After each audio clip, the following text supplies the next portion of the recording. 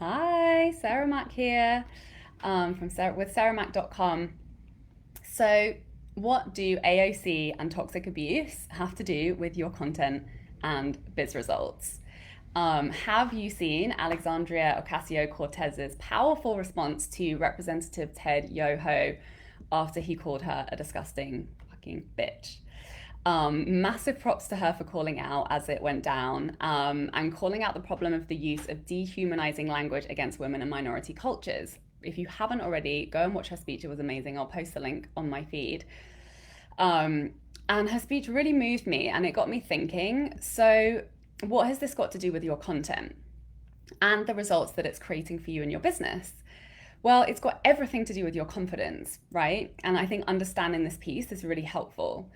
So even though my background is as a performer, I was dancing and in theatre my entire life, like childhood, growing up. So I consider myself to have a reasonable amount of confidence. However, I'm still a woman.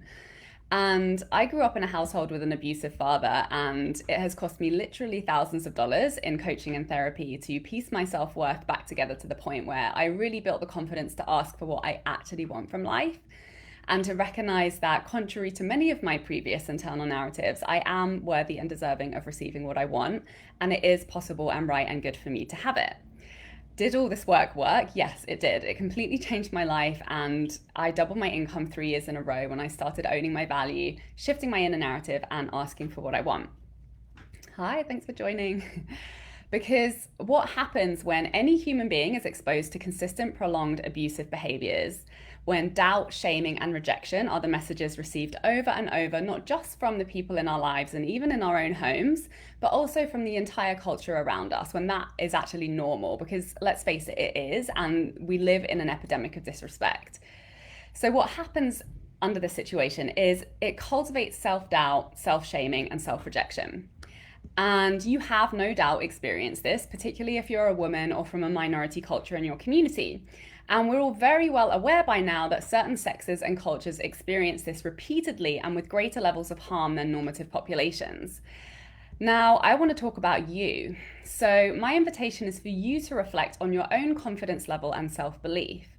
To what extent are you allowing these internalized oppressive narratives that you've picked up about yourself from toxic experiences in your own life to stop you from creating what you want with your life?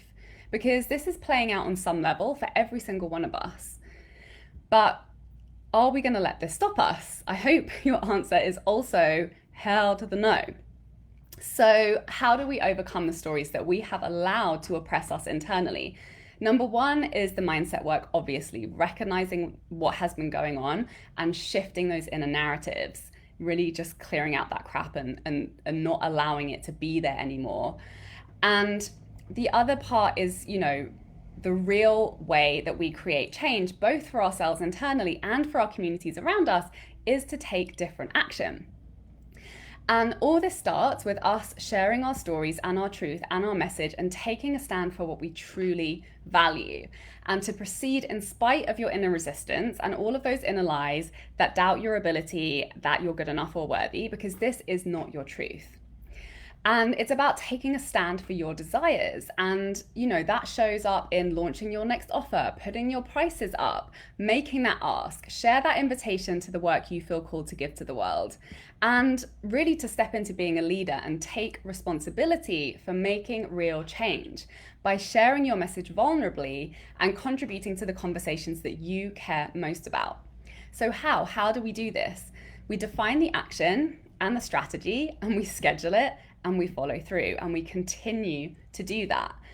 And the way that we make it easier for ourselves to do that is we create accountability for it, and we start showing up for ourselves in a bigger way so that you're better able to show up for others.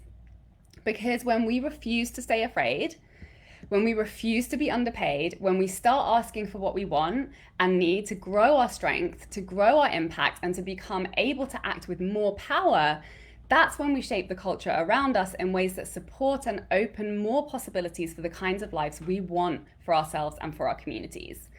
And having a bigger impact all starts with committing to sharing your message, beliefs, and vision in a bigger way, both in your personal life and in your public life and in your business and working with your clients.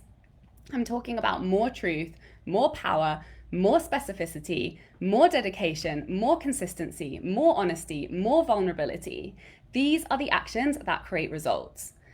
So, if you are ready to go big in your business and to tap into and create and choose to have more confidence and dedication to sharing your message, and in doing so, creating more opportunities through the work that you offer, and you want me to teach you the strategy I've used to double my income and impact 3 years in a row, all thanks to my messaging, join my new program, Tell Stories That Sell, where I support you one-on-one for 3 months to develop powerful content based on your story that leads to bigger results, great clients, and more sales on repeat. So you can save $600 with early bird pricing, which ends on Friday. Spaces are limited. I will post the link to join below. So click and sign up. Thank you so much for watching. Have an amazing day. Bye.